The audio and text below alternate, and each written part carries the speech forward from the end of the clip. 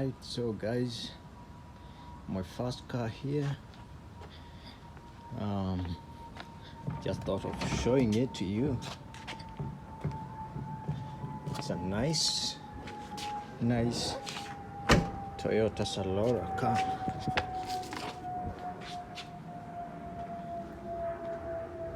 There it is.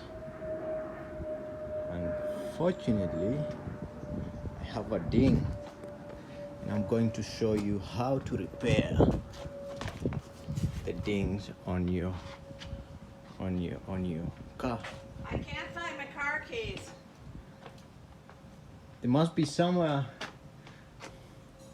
So it had an accident from the previous owner, as you can see, and the best way to repair this, there's no way to get inside there, as you can see.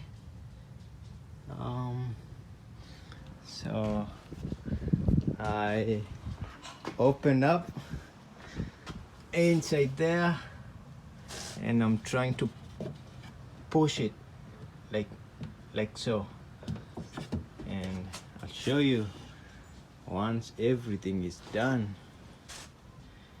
Stay tuned.